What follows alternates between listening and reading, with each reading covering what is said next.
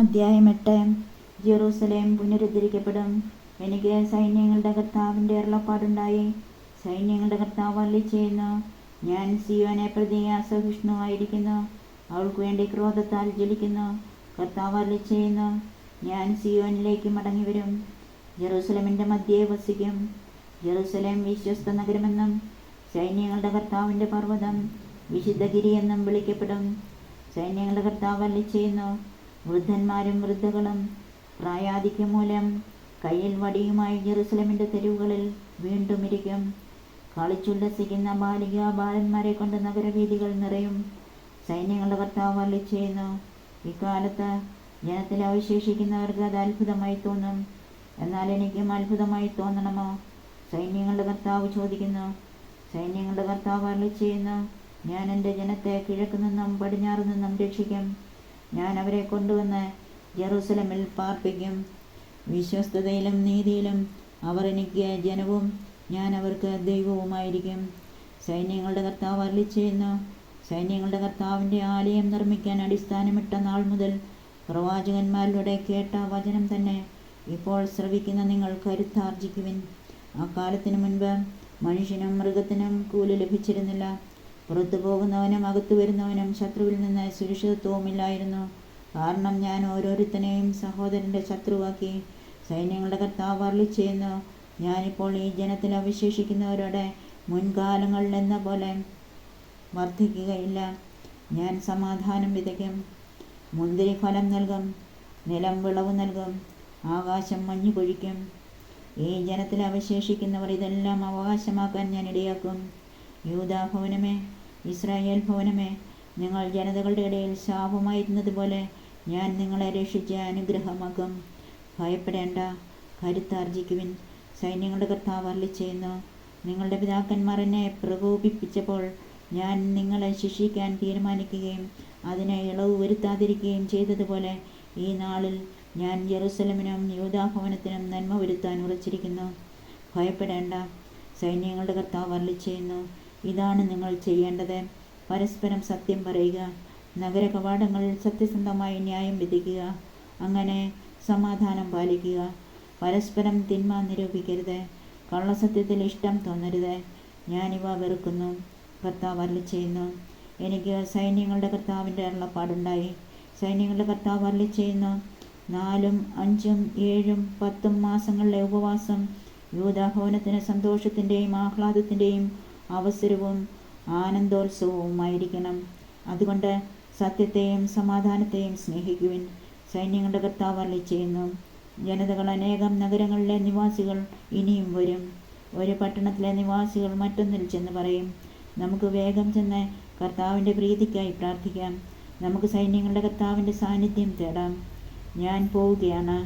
അനേകം ജനതകളും ശക്തമായ രാജ്യങ്ങളും സൈന്യങ്ങളുടെ കർത്താവിനെ തേടി ജെറൂസലേമിലേക്ക് വന്ന് അവിടുത്തെ പ്രീതിക്കായി പ്രാർത്ഥിക്കും.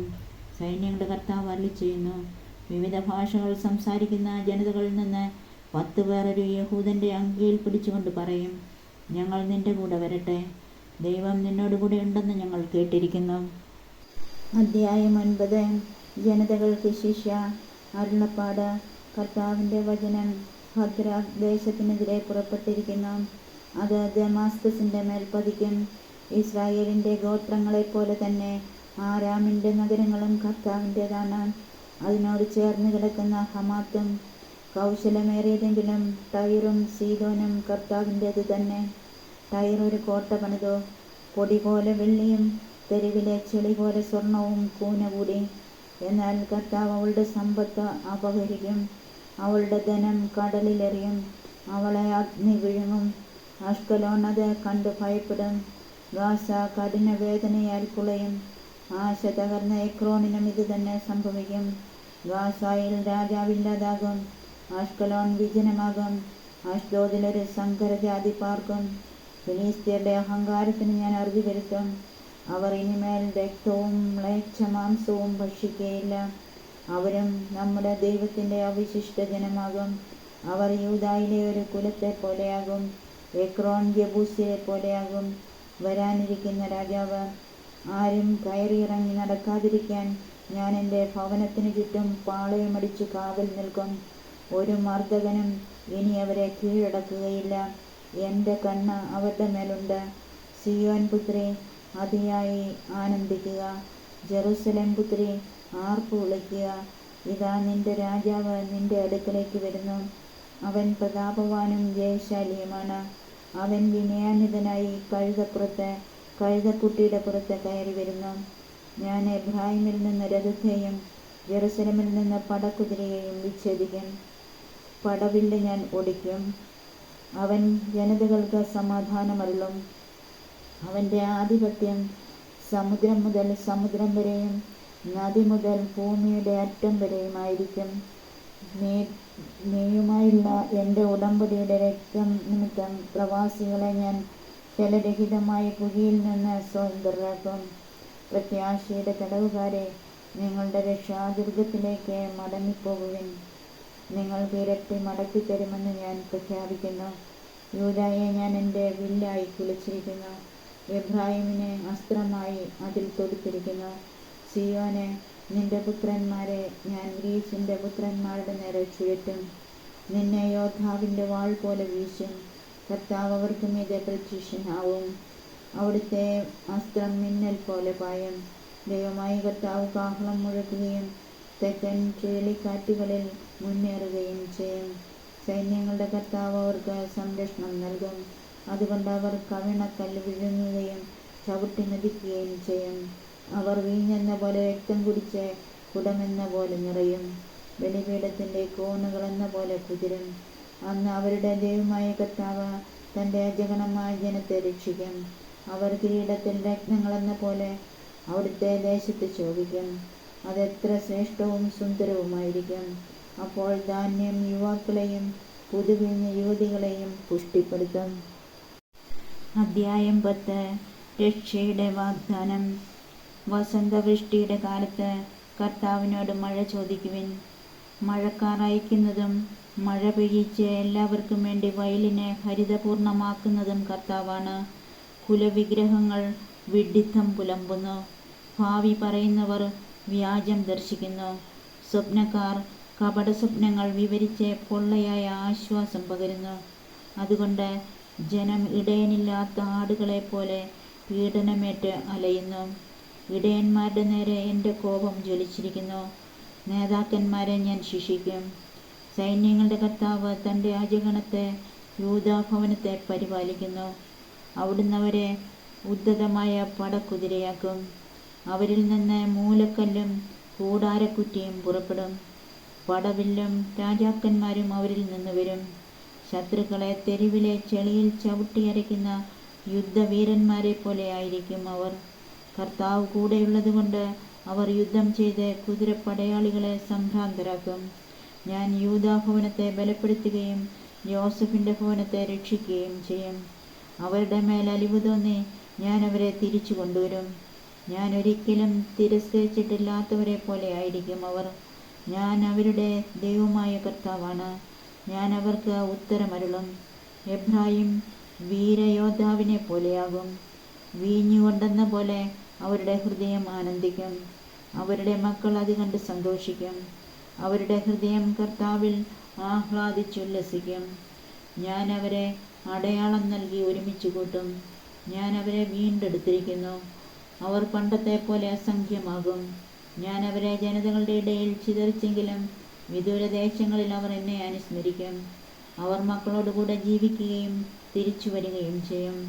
ഞാൻ അവരെ ഈജിപ്തിൽ നിന്ന് തിരിച്ചു കൊണ്ടുവരും. അസീറിയയിൽ നിന്ന് ഞാൻ അവരെ ഒരുമിച്ച് കൂട്ടും.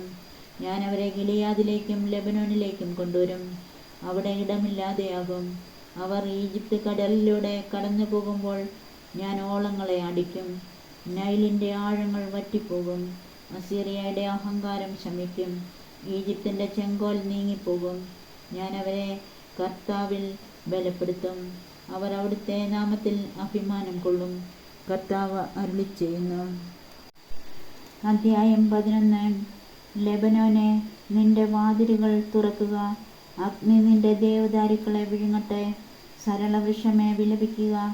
ദേവദാരു നിപതിച്ചു, വിശിഷ്ടവൃക്ഷങ്ങൾ നശിച്ചു. ബാഷാനിലെ കരുവേലകമേ, വിലപിക്കുക. നിബിഡവനങ്ങൾ വെട്ടി വീഴ്ത്തിയിരിക്കുന്നു. ഇതാ ഇടയന്മാർ നിലവിളിക്കുന്നു, അവരുടെ മഹത്വം അപഹരിക്കപ്പെട്ടു. ഇതാ സിംഹങ്ങൾ ഗർജിക്കുന്നു, യോർദാൻ വനം ശൂന്യമായിരിക്കുന്നു. രണ്ടിടയന്മാർ. എൻ്റെ ദൈവമായ കർത്താവ് അരുളിച്ചെയ്തു, കൊലയ്ക്ക് വിധിക്കപ്പെട്ട ആടുകളുടെ ഇടയനാവുക. വാങ്ങുന്നവർ അവയെ കൊല്ലുന്നു, അവർ ശിക്ഷിക്കപ്പെടുന്നില്ല. അവയെ വിൽക്കുന്നവർ പറയുന്നു, കർത്താവ് വാഴ്ത്തപ്പെടട്ടെ. ഞാൻ ധനികനായി, സ്വന്തം ഇടയന്മാർക്ക് പോലും അവയോട് കരുണയില്ല. കർത്താവ് അരുളിച്ചെയ്യുന്നു, ദേശത്ത് വസിക്കുന്നവരുടെ മേൽ എനിക്ക് കരുണ തോന്നുകയില്ല. ഞാൻ അവരെ ഓരോരുത്തരെയും താങ്കളുടെ ഇടയൻ്റെയും രാജാവിൻ്റെയും പിടിയിൽ അകപ്പെടാൻ ഇടയാക്കും. അവർ ഭൂമിയെ ഞെരിക്കും. അവരുടെ കയ്യിൽ നിന്ന് ഞാൻ ആരെയും രക്ഷിക്കുകയില്ല. ഞാൻ ആടുവ്യാപാരികൾക്ക് വേണ്ടി കൊലയ്ക്ക് വിധിക്കപ്പെട്ടിരിക്കുന്ന ആടുകളുടെ ഇടയനായി ഞാൻ 2 വടിയെടുത്തു. ഒന്നിന് കൃപയെന്നും രണ്ടാമത്തേതിന് ഐക്യമെന്നും പേരിട്ടു. ഞാൻ ആടുകളെ മേയിച്ചു. 1 മാസത്തിനുള്ളിൽ ഞാൻ 3 ഇടയന്മാരെ ഓടിച്ചു. ഞാൻ അവയെ കൊണ്ട് മടുത്തു. അവയ്ക്ക് എന്നോടും വെറുപ്പായി. ഞാൻ പറഞ്ഞു, ഞാൻ നിങ്ങളുടെ ഇടയനായിരിക്കുകയില്ല. മരിക്കാനുള്ളത് മരിക്കട്ടെ, നശിക്കാനുള്ളത് നശിക്കട്ടെ, ശേഷിക്കുന്നവ പരസ്പരം വിഴുങ്ങട്ടെ. ഞാൻ കൃപ എന്ന വടി എടുത്തോടിച്ചു. അങ്ങനെ സകല ജനതകളുമായി ചെയ്ത എൻ്റെ ഉടമ്പടി ഞാൻ അസാധുവാക്കി. അന്ന് തന്നെ അത് അസാധുവായി. എന്നെ ശ്രദ്ധിച്ചുകൊണ്ടിരുന്ന ആടുവ്യാപാരികൾ ഇത് കർത്താവിൻ്റെ വചനമാണെന്നറിഞ്ഞു. ഞാൻ അവരോട് പറഞ്ഞു, നിങ്ങൾക്ക് യുക്തമെന്ന് തോന്നുന്നെങ്കിൽ കൂലി തരിക, അല്ലെങ്കിൽ നിങ്ങൾ തന്നെ സൂക്ഷിച്ചു കൊള്ളുക. അവർ എൻ്റെ കൂലിയായി 30 ശെക്കൽ തൂക്കി തന്നു. കർത്താവ് എന്നോട് അരുളിച്ചെയ്തു, അത് ഭണ്ഡാരത്തിൽ നിക്ഷേപിക്കുക. അവർ എനിക്ക് മതിച്ച നല്ല വില. ഞാൻ ആ 30 ശെക്കൽ വെള്ളി കർത്താവിൻ്റെ ആലയത്തിലെ ഭണ്ഡാരത്തിലിട്ടു. പിന്നെ ഞാൻ ഐക്യമെന്ന വടിയൊടിച്ചു. ഞാൻ ഇസ്രായേലും യൂദായും തമ്മിലുള്ള സാഹോദര്യം അവസാനിപ്പിച്ചു. കർത്താവ് എന്നോട് കൽപ്പിച്ചു, നീ ഇനി നീചനായ ഒരു ഇടയൻ്റെ വേഷമെടുക്കുക. ഞാൻ ദേശത്തേക്കൊരു ഇടയനെ അയക്കും. അവൻ നശിക്കുന്നവയെ രക്ഷിക്കുകയോ വഴിതെറ്റിപ്പോയവയെ അന്വേഷിക്കുകയോ മുറിവേറ്റവയെ സുഖപ്പെടുത്തുകയോ ആരോഗ്യമുള്ളവയെ പോഷിപ്പിക്കുകയോ ചെയ്യാതെ കൊഴുത്തവയുടെ മാംസം തിന്നുന്നു, കുളമ്പുപോലും പറിച്ചെടുക്കുന്നു. ആട്ടിൻകൂട്ടത്തെ ഉപേക്ഷിച്ച് കളയുന്ന എൻ്റെ നീചനായ ഇടയന് ദുരിതം. വാൾ അവൻ്റെ കൈ ഛേദിക്കട്ടെ, വലത്ത് കണ്ണ് ചുഴന്നെടുക്കട്ടെ. അവൻ്റെ കൈ പൂർണ്ണമായും ശോഷിച്ചു പോകട്ടെ, അവൻ്റെ വലത്ത് കണ്ണ് തീർത്തും അന്ധമാകട്ടെ. അധ്യായം 12. ജെറൂസലമിന് വാഗ്ദാനം. അരുളപ്പാട്. ഇസ്രായേലിനെ കുറിച്ചുള്ള കർത്താവിൻ്റെ അരുളപ്പാട്. ആകാശത്തെ വിരിക്കുകയും ഭൂമിയെ സ്ഥാപിക്കുകയും മനുഷ്യൻ്റെ പ്രാണനെ അവൻ്റെ ഉള്ളിൽ നിവേശിപ്പിക്കുകയും ചെയ്ത കർത്താവ് അരുളിച്ചെയ്യുന്നു, ജെറൂസലേമിനെയും യൂദായെയും ആക്രമിക്കാൻ വരുന്ന ചുറ്റുമുള്ള ജനതകൾക്ക് ജെറൂസലേമിനെ ഞാനൊരു പാനപാത്രമാക്കാൻ പോകുന്നു. അവർ അതിൽ നിന്ന് കുടിച്ച് വേച്ചു വീഴും. അന്ന് ഞാൻ ജെറൂസലേമിനെ ഭാരമേറിയ കല്ലാക്കും. അത് പൊക്കുന്നവർക്ക് കഠിനമായ മുറിവേൽക്കും. ഭൂമിയിലെ എല്ലാ ജനങ്ങളും അതിനെതിരെ ഒത്തുചേരും. കർത്താവ് അരുളിച്ചെയ്യുന്നു, അന്ന് ഞാൻ കുതിരകൾക്ക് പരിഭ്രാന്തിയും കുതിരപ്പടയാളികൾക്ക് ഭ്രാന്തും വരുത്തും. ജനതകളുടെ കുതിരകളെ ഞാൻ അന്ധമാക്കുന്ന അന്ന് യൂദാഭവനത്തെ ഞാൻ കടാക്ഷിക്കും. യൂദായുടെ കുലങ്ങൾ പറയും, ജെറൂസലേം നിവാസികൾക്ക് തങ്ങളുടെ ദൈവമായ സൈന്യങ്ങളുടെ കർത്താവിൽ നിന്ന് ശക്തി ലഭിക്കുന്നു. അന്ന് ഞാൻ യൂദായുടെ കുലങ്ങളെ വിറകിന് നടുവിൽ ഇരിക്കുന്ന ജ്വലിക്കുന്ന കനൽ നിറച്ച ചട്ടി പോലെയും കറ്റുകൾക്ക് നടുവിൽ പന്തമെന്ന പോലെയുമാക്കും. അവർ ചുറ്റുമുള്ള ജനതകളെ മുഴുവൻ സംഹരിക്കും. ജെറൂസലേമിൽ അപ്പോഴും നിവാസികൾ ഉണ്ടായിരിക്കും. ദാവീദ് ഭവനത്തിൻ്റെയും ജെറൂസലേം നിവാസികളുടെയും മഹത്വം യൂദായുടെ മേൽ ഉയരാതിരിക്കേണ്ടതിന് കർത്താവ് ആദ്യം യൂദായുടെ നഗരങ്ങൾക്ക് വിജയം നൽകും. അന്ന് ജെറൂസലേം നിവാസികളെ പരിച കൊണ്ട് മറയ്ക്കും. അവരുടെ ഇടയിലെ ഏറ്റവും ദുർബലനായവൻ അന്ന് ദാവീദിനെ പോലെയാകും. ദാവീദ് ഭവനം ദൈവത്തെ പോലെ കർത്താവിൻ്റെ ദൂതനെ പോലെ അവരെ നയിക്കും. അന്ന് ഞാൻ ജെറൂസലേമിനെതിരെ വരുന്ന സകല ശത്രുക്കളെയും നശിപ്പിക്കും. ഞാൻ ദാവീദ് ഭവനത്തിൻ്റെയും ജെറൂസലേം നിവാസികളുടെയും മേൽ കൃപയുടെയും പ്രാർത്ഥനയുടെയും ചൈതന്യം പകരും. അപ്പോൾ തങ്ങൾ കുത്തി മുറിവേൽപ്പിച്ചവനെ നോക്കി ഏകജാതനെ പ്രതി എന്ന പോലെ അവർ കരയും. ആദ്യജാതനെ പ്രതി എന്ന പോലെ ദുഃഖത്തോടെ വിലപിക്കും. അന്ന് ഹദ്രിമ്മോനെ പ്രതി മെഗിദോ സമതലത്തിലുണ്ടായ വിലാപം പോലെ ജെറൂസലേം വിലപിക്കും. ദേശത്തെ ഓരോ ഭവനവും പ്രത്യേകം പ്രത്യേകം വിലപിക്കും. ദാവീദ് ഭവനവും അവരുടെ സ്ത്രീകളും, നാഥാൻ ഭവനവും അവരുടെ സ്ത്രീകളും, ഷിമെയി ഭവനവും അവരുടെ സ്ത്രീകളും, മറ്റു ഭവനങ്ങളും അവരുടെ സ്ത്രീകളും പ്രത്യേകം പ്രത്യേകം വിലപിക്കും. അധ്യായം 13. വിഗ്രഹാരാധകരും വ്യാജപ്രവാചകന്മാരും. പാപത്തിൽ നിന്നും അശുദ്ധിയിൽ നിന്നും ദാവീദ് ഭവനത്തെയും ജെറൂസലേം നിവാസികളെയും കഴുകി വിശുദ്ധീകരിക്കാൻ അന്ന് ഒരു ഉറവ പൊട്ടിപ്പുറപ്പെടും. സൈന്യങ്ങളുടെ കർത്താവ് അരുളിച്ചെയ്യുന്നു. അന്ന് ഞാൻ വിഗ്രഹങ്ങളുടെ നാമം ദേശത്തു നിന്ന് വിച്ഛേദിക്കും, അവയെ വിസ്മൃതിയിലാഴ്ത്തും. പ്രവാചകന്മാരെയും അശുദ്ധാത്മാവിനെയും ദേശത്തു നിന്ന് ഉന്മൂലനം ചെയ്യും. ഇനി ആരെങ്കിലും പ്രവാചകനായി പ്രത്യക്ഷപ്പെട്ടാൽ അവന് ജന്മം നൽകിയ മാതാപിതാക്കൾ അവനോട്, കർത്താവിൻ്റെ നാമത്തിൽ വ്യാജം സംസാരിക്കുന്നതിനാൽ നീ ജീവിച്ചുകൂടാ എന്ന് പറഞ്ഞ് അവൻ പ്രവചിച്ചു കൊണ്ടിരിക്കുമ്പോൾ തന്നെ അവനെ കുത്തിപ്പിളർക്കും. അന്ന് പ്രവചിക്കുന്ന ഓരോ പ്രവാചകനും തൻ്റെ ദർശനത്തെക്കുറിച്ച് ലജ്ജിക്കും. അതുകൊണ്ട് അവർ വഞ്ചിക്കാനായി രോമക്കുപ്പായം ധരിക്കുകയില്ല. അവൻ പറയും, ഞാൻ പ്രവാചകനല്ല, കൃഷിക്കാരനാണ്. ചെറുപ്പം മുതലേ ഭൂമിയാണ് എൻ്റെ സ്വത്ത്. നിന്റെ മുതുകിൽ കാണുന്ന ഈ മുറിവുകൾ എന്ത് എന്ന് ആരെങ്കിലും ചോദിച്ചാൽ അവൻ പറയും, സുഹൃത്തുക്കളുടെ വീട്ടിൽ വെച്ച് എനിക്കേറ്റ മുറിവുകളാണ്.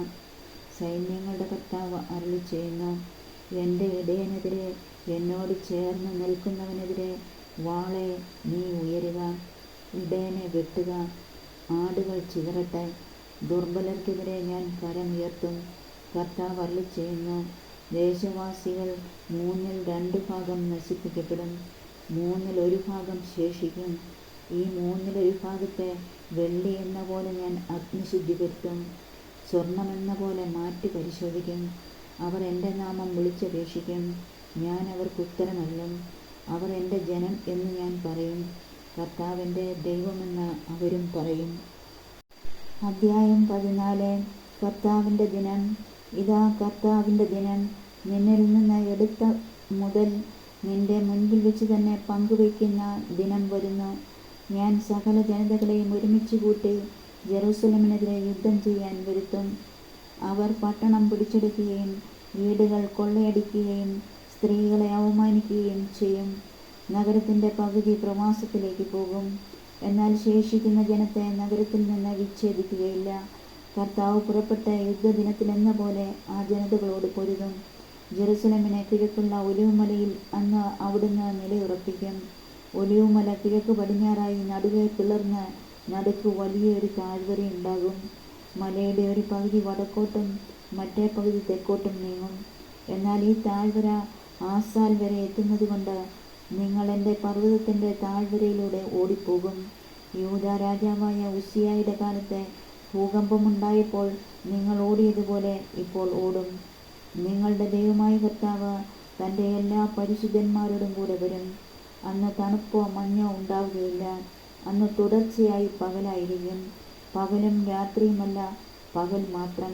കാരണം വൈകുന്നേരവും വെളിച്ചമുണ്ടായിരിക്കും. ഈ ദിനം കർത്താവിന് മാത്രം അറിയാം. അന്ന് ജീവജലം ജെറുസലേമിൽ നിന്ന് പുറപ്പെട്ട് പകുതി കിഴക്കേ കടലിലേക്കും പകുതി പടിഞ്ഞാറേ കടലിലേക്കും ഒഴുകും. അത് വേനൽക്കാലത്തും ശീതകാലത്തും ഒഴുകിക്കൊണ്ടിരിക്കും. കർത്താവ് ഭൂമി മുഴുവൻ്റെയും രാജാവായി വാഴും. അന്ന് കർത്താവ് ഒരുവൻ മാത്രമേ ഉണ്ടായിരിക്കുകയുള്ളൂ, അവിടുത്തേക്ക് ഒരു നാമം മാത്രവും. ഗേബ മുതൽ ജെറൂസലേമിന് തെക്ക് റിമ്മോൻ വരെ ദേശം മുഴുവൻ സമതലമായി മാറും.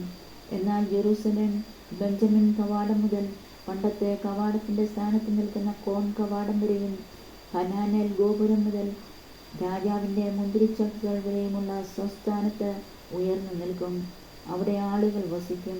കാരണം ഇനിമേലത് ശാപഗ്രസ്തമായിരിക്കുകയില്ല. ജെറുസലേം സുരക്ഷിതമായി വസിക്കും. ജെറുസലേമിനോട് യുദ്ധം ചെയ്യുന്ന ജനതകളുടെ മേൽ കർത്താവ് അയക്കുന്ന മഹാമാരി ഇതാണ്. ജീവനോടിരിക്കുമ്പോൾ തന്നെ അവരുടെ ശരീരം ചീഞ്ഞുപോകും. അവരുടെ കണ്ണ് കൺതടത്തിലും നാവ് വായിലും അഴുകും. അന്ന് കർത്താവ് അവരെ സംഭ്രാന്തരാക്കും. അവർ പരസ്പരം പിടികൂടും. ഒരുവൻ മറ്റൊരുവൻ്റെ നേരെ കൈ ഉയർത്തും. യൂദാ പോലും ജെറുസലേമിനെതിരെ യുദ്ധം ചെയ്യും. ചുറ്റുമുള്ള സകല ജനതകളുടെയും സമ്പത്ത് ധാരാളം വെള്ളിയും സ്വർണവും വസ്ത്രങ്ങളും ശേഖരിക്കപ്പെടും. അവരുടെ പാളയങ്ങളിലുള്ള കുതിര, കോവർ കഴുത, ഒട്ടകം, കഴുത എന്നിവയുടെയും മറ്റു മൃഗങ്ങളുടെയും മേൽ ഇതുപോലുള്ള ഒരു മഹാമാരി നിപതിക്കും.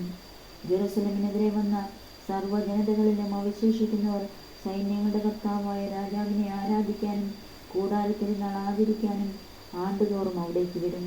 ഭൂമിയിലെ ഏതെങ്കിലും ഭവനം സൈന്യങ്ങളുടെ കർത്താവായ രാജാവിനെ ആരാധിക്കാൻ ജെറുസലമിലേക്ക് വന്നില്ലെങ്കിൽ അവർക്ക് മഴ ലഭിക്കുകയില്ല. ഈജിപ്ത് ഭവനം ആരാധിക്കാൻ വന്നില്ലെങ്കിൽ കൂടാരത്തിരുന്നാൾ ആചരിക്കാൻ വരാത്ത ജനതകളുടെ മേൽ കർത്താവ് അയക്കുന്ന മഹാമാരി അവരുടെ മേലും വരും. ഇതാണ് ഈജിപ്തിനും കൂടാരത്തിരുന്നാൾ ആചരിക്കാൻ വരാത്ത ജനതകൾക്കും ലഭിക്കുന്ന ശിക്ഷ. അന്ന് കുതിരകളുടെ മണികളിൽ കർത്താവിന് വിശുദ്ധം എന്ന് എഴുതിയിരിക്കും. ദേവാലയത്തിലെ കലങ്ങൾ ബലിപീഠത്തിന് മുൻപിലുള്ള കലശങ്ങൾ പോലെ പവിത്രമായിരിക്കും. ജെറുസലമിലും യൂദായിലുമുള്ള കലങ്ങളെല്ലാം സൈന്യങ്ങളുടെ കർത്താവിന് വിശുദ്ധമായിരിക്കും. തന്മൂലം ബലികൾ അർപ്പിക്കുന്നവർ വന്ന് അവ വാങ്ങി ബലിയർപ്പിച്ച മാംസം അവയിൽ പാകം ചെയ്യും. ഇനിമേൽ സൈന്യങ്ങളുടെ കർത്താവിൻ്റെ ആലയത്തിൽ ഒരു വ്യാപാരിയും ഉണ്ടായിരിക്കുകയില്ല.